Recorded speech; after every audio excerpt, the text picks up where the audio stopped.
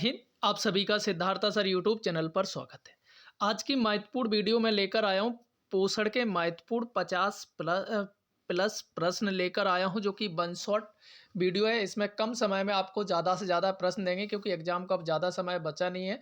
तो आप लोगों को क्या करना, आप बस एक प्रैक्टिस हो जाएगी। तो चलिए, ज़्यादा समय नहीं लेंगे, जल्दी से अगर चैनल पर जुड़े हैं तो सब्सक्राइब बेल बटन जरूर कर लीजिए। चलिए शुरू करते हैं फर्स्ट प्रश्न के साथ। राष्ट्रीय पोषण नीति का लक्ष्य है। तो सीधा सीधा हम आंसर बताएंगे, क्योंकि ज़्यादा समय नहीं लेना है। तो आपको अपने सीधा चेक कर लेना, बाकी के यहाँ उपरोक्त दोनों हो जाएंगे। इसको पढ़ के बता देते हैं। पोषण लक्ष्यों को हासिल करने के लिए विभिन्न क्षेत्रों के बीच समन्वय की आवश्यकता पर प्रकाश डालना, देश में कुपोषण पर बोझ घटाना। देखिए, यहाँ जहाँ उपरोक्त होंगे वहाँ सभी पढ़ेंगे, बाकी के सीधा सीधा आंसर होगा वहाँ सीधा बताएंगे।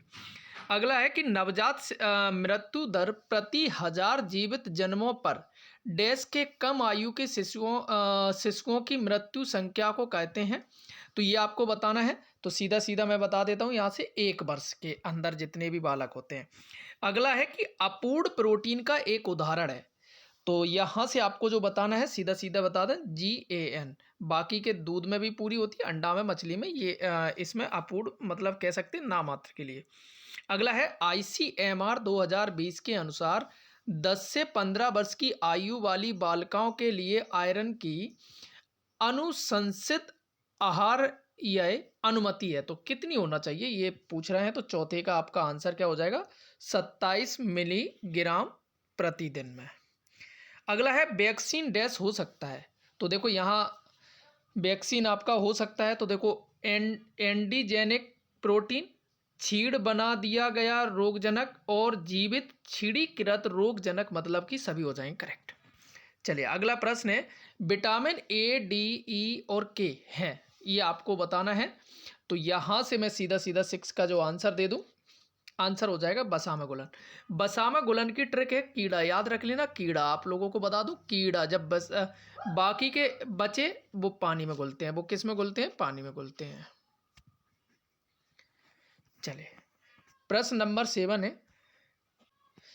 अगला प्रश्न है, स्तनपान करा रही माता में पोषण संबंधी कमियां होने से सामान्यतः क्या होता है? तो ये आपको बताना है। तो 7 का मैं अगर सीधा सीधा आंसर बता दूं, उसके दूध की मात्रा घट जाती है।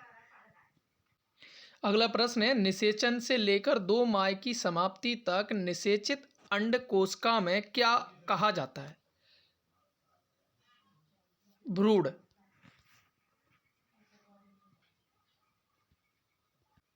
अगला प्रश्न है, किस समय अवधि में गर्भस्थ शिशु कुछ रसायनों के विरूपण प्रभाव के विशेष रूप से अधीन होते हैं? तो ये आपको बताना है। तो 9 का जो आंसर हो जाएगा पहली तिमाही में। अगला प्रश्न है, इनमें से कौन जल घुलनशील विटामिन विषाक्तता का विशेष रूप से उच्च जोखिम उत्पन्न नहीं करता है? तो 10वें का जो आपका आंसर हो जाएगा थायमीन है, जो नहीं करता है।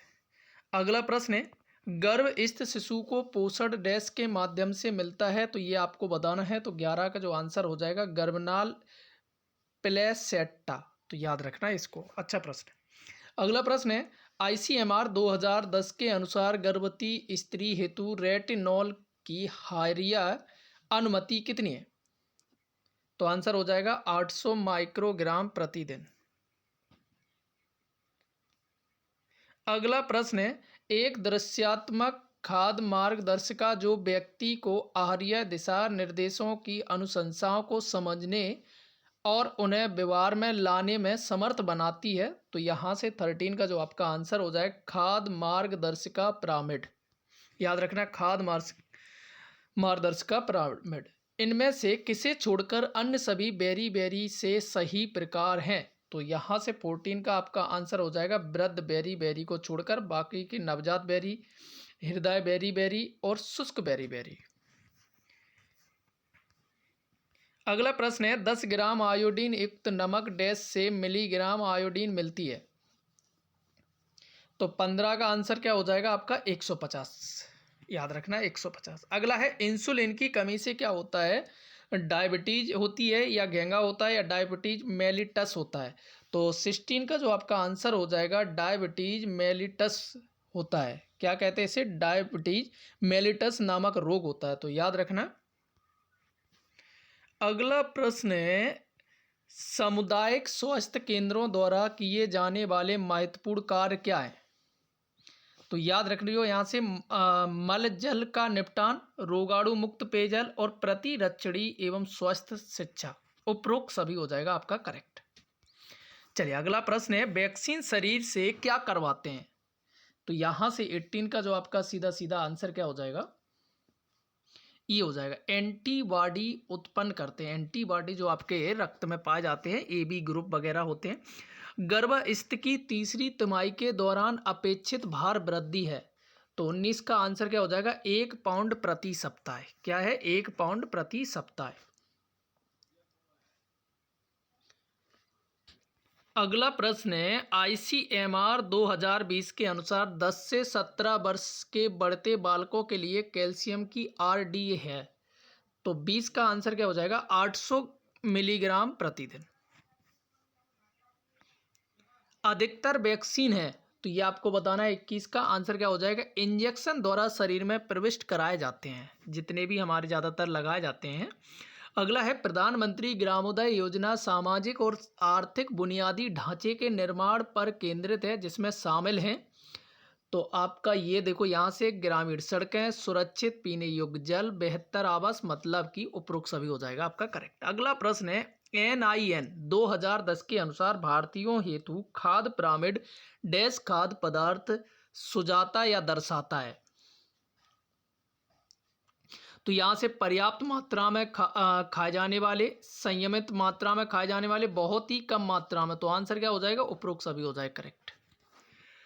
अगला प्रश्न है, व्यक्तियों को फ्लू वैक्सीन हर वर्ष लगवानी चाहिए क्योंकि? तो 24 का आंसर हो जाएगा, विषाणु वर्ष दर वर्ष बदलता रहता है इसलिए। अगला प्रश्न है, PEM के दुष्परिणाम अधिकांशता है, तो यहाँ से जो आपको बताना है, अनुत्क्रमणीय वृद्धि मंदन से, मरणशीलता के जोखिम में वृद्धि और निम्न संज्ञानात्मक प्रदर्शन, मतलब कि उपरोक्त सभी हो जाएगा आपका करेक्ट।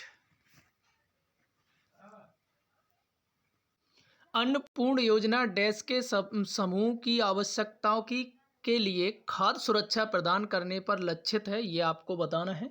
तो 26 का आंसर हो जाएगा वृद्धजनों। आंसर क्या हो जाएगा, वृद्धजनों के लिए। अगला प्रश्न है, प्रतिरक्षा विकारों में शामिल है, तो आंसर क्या, अति संवेदनशीलता, हाइपर सेंसिटिविटी, स्वप्रतिरक्षी, ऑटो इम्यून रोग, प्रतिरक्षा न्यूनता, मतलब कि उपरोक्त सभी हो जाए करेक्ट। अगला प्रश्न, उच्च घनत्व लाइपोप्रोटीन HDL को भी कहते हैं, तो ये आपको बताना है। तो 28 के लिए यहाँ से अच्छा कोलेस्ट्रॉल कहते हैं, क्या बोलते हैं, अच्छा कोलेस्ट्रॉल बोलते हैं। तो याद रखना इसको क्या बोलते हैं, अच्छा कोलेस्ट्रॉल कहा जाता है। अगला प्रश्न है, कोई भी एड्स के विरुद्ध प्रतिरक्षी नहीं है, ये आपको बताना है। तो याद रखना सही बात है कि जब एड्स हो जाती है तो उसके लिए कोई भी जो आपकी प्रतिरक्षी विटामिन E है जो कमजोर होना शुरू हो जाती है। अगला प्रश्न है, पोषण स्थिति का आकलन डैश के उपयोग द्वारा किया जाता है? तो 30 का आंसर हो जाएगा निरमितीय मापन। निरमितीय मापन याद रखना। अगला प्रश्न है, भारत में छोटे बच्चों 6 माह से 5 वर्ष में गंभीर तीक्ष्ण कुपोषण होता है और यह प्रमुखता होती है, ये आपको बताना है। तो आंसर क्या हो जाएगा, मरणशीलता। याद रखना क्या होता है, मरणशीलता आ जाती है। अगला प्रश्न है, वे ऊर्जा की आपूर्ति नहीं करते हैं पर बृहद पोषक तत्वों के नियंत्रण और उपयोग में भूमिका निभाते हैं, तो ये आपको बताना है। तो 32 का आ जाएगा विटामिन D और मिनरल। अगला प्रश्न है, ददोरों के सभी चरण डैश में देखने को मिलते हैं, तो 33 का जो आपका आंसर हो जाएगा छोटी चेचक चिकन पॉक्स, जो छोटी माता रोग कहते हैं, वो हो जाएगा। अगला प्रश्न है, भारतीयों हेतु आहार्य दिशा निर्देशों के अनुसार व्यक्ति को, तो 34 का जो आपका सीधा सीधा हो जाएगा संतुलित आहार सुनिश्चित करने के लिए सभी खाद्य समूह से विभिन्न खाद्य पदार्थों का सेवन करना चाहिए, सीधा सीधा आंसर। अगला प्रश्न है, गर्भनाल संपूर्ण गर्भावस्था के दौरान चयापचय की दृष्टि से सक्रिय होती है, परिपक्वता होती है, इसके संबंध में कौन सा कथन सत्य है? तो 35 का जो आपका आंसर हो जाएगा उपरोक्त दोनों। तो यहाँ से देखो, कई अमीनो अम्ल और हार्मोन का संश्लेषण करती है। दूसरा यह है ऑक्सीजन और पोषक तत्वों को माता से गर्भ शिशु तक पहुंचाती है, मतलब कि दोनों हो जाएंगे। अगला प्रश्न है, आयरन की कमी के दुष्परिणामों में शामिल है। तो याद रखियो, ये तुम्हारा क्या हो जाएगा, ऊर्जा चयापचय का नकारात्मक प्रभाव, कार्य प्रदर्शन उत्पादकता की कमी, गर्भावस्था में जोखिम वृद्धि। अगला है, चेचक के बारे में इनमें से सही कौन सही है? तो ये आपको बताना है। आंसर हो जाएगा, पपड़ी में विषाणु नहीं मिलते हैं, जो कि सही है। बाकी के आरएनए विषाणु होते हैं, गर्भानालय बाधा पर नहीं करती है। और मुर्गी के, तो ये मतलब आपको ये बताना था चेचक के बारे में इनमें से कौन सा सही है। तो पपड़ी में विषाणु नहीं मिलते, ये बात सत्य है। चले, बाकी के कह सकते सब में मिलते हैं। अगला है कि नीति निर्माताओं और उद्योगों द्वारा विभिन्न स्तरों पर अनुशंसित आरआई अनुमति आरडीए को आधार के रूप में प्रयोग किया जा सकता है, क्योंकि तो आंसर जो हो जाएगा यह शारीरिक सक्रियता, शरीर क्रियात्मक स्थिति, आयु एवं लिंग के अनुसार ऊर्जा, अन्य पोषक तत्वों की आवश्यकता, पोषण संबंधी आवश्यकताओं को समझने के लिए दिशा निर्देश प्रदान करती है। अगला प्रश्न है, अस्थि सुषुरता, ऑस्टियोपोरोसिस, अस्थि भंग की रोकथाम में के लिए विटामिन डी पोषण उतना ही महत्वपूर्ण है जितना पोषण है। तो ये 39 का जो आपका आंसर हो जाएगा कैल्शियम, क्योंकि इनसे क्या होती है, हड्डी मजबूत होती है। अगला प्रश्न है, व्यक्ति के आहार या सूची में उपस्थित पोषक तत्वों की मात्रा बढ़ाने के लिए उपयुक्त भोजन को कहते हैं। तो 40 का जो आपका आंसर हो जाएगा अनुपूरण कहते हैं। क्या बोलते हैं? अनुपूरण। अगला प्रश्न है, वयस्कों में आयोडीन की कमी डैश उत्पन्न कर सकती है। तो ये आपको बताना है। तो आंसर क्या हो जाएगा यहाँ से, घेंगा और उसकी जटिलता है। क्या कर सकती है? घेंगा और उसकी जटिलता। अगला है, यदि गर्भावस्था में विशेष रूप से कैलोरी की मात्रा बहुत कम हो तो कौन सी स्थिति उत्पन्न हो सकती है जिसके परिणाम स्वरूप गर्भस्थ शिशु के मस्तिष्क को ऊर्जा की आपूर्ति घट जाती है, जिससे मस्तिष्क का विकास कम होना संभव है। तो आंसर क्या हो जाएगा? कीटोसिस। इनमें से कौन सा रोग जीवाणुओं द्वारा नहीं होता है, ये आपको बताना है। तो यहाँ से 43 का आंसर क्या हो जाएगा? इन्फ्लुएंजा को छोड़ के ये वायरस से होता है। टेटनस, हैजा, क्षय रोग ये सभी होते हैं। अगला है, खसरे के संबंध में इनमें से किसे छोड़कर से सभी सत्य हैं। तो 40 का आपका क्या हो जाएगा? द्वितीयक आक्रमण दर 30% को छोड़कर लक्षणहीन संक्रमण, कुपोषित में अधिक गंभीर और 10 से 14 दिन में, ये सभी हो जाएंगे। अगला प्रश्न है, जब गर्भवती महिला प्रसव पूर्व परीक्षण करवाती है तब चिकित्सक की संभावित समस्या को तलाश में नहीं होती है, ये आपको बताना है। तो आंसर हो जाएगा कर्णमूल शोध, यानी कि गलसुगा, जो बाद में होता है, ये वायरस के माध्यम से होता है। अगला प्रश्न है, मुख्य और सबसे दक्ष प्रो विटामिन ए या कैरोटेनॉइड है। तो आंसर क्या हो जाएगा? Beta carotene. ICMR 2010 के अनुसार गर्भवती स्त्री हेतु फोलेट की अनुशंसित आहार्य अनुमति है। तो 47 का आंसर हो जाएगा 500 माइक्रोग्राम प्रतिदिन।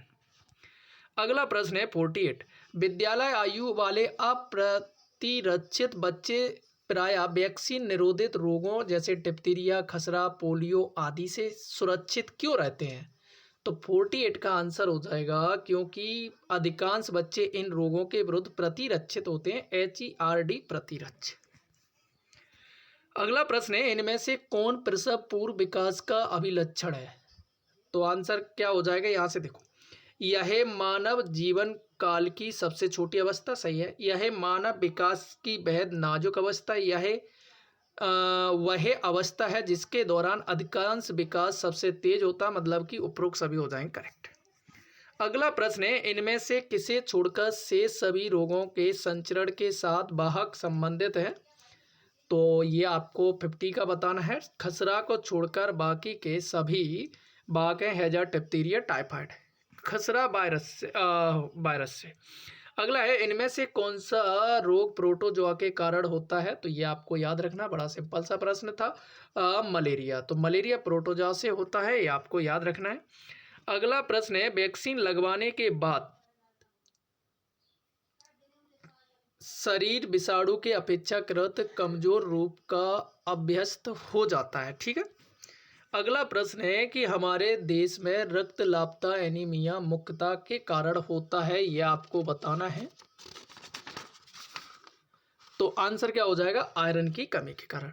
तो देखिए ये थे 43 प्रश्न जो कि हमने कम समय में आपको, क्योंकि एग्जाम है आपके पास में है इसलिए कम समय में करवाए हैं 43 प्रश्न। तो सभी को वीडियो अच्छा लगा लाइक करिए, सब्सक्राइब, और दूसरा वीडियो आप किस सब्जेक्ट का चाहते हैं तो वो भी मुझे कमेंट में बता दीजिए। Thank you.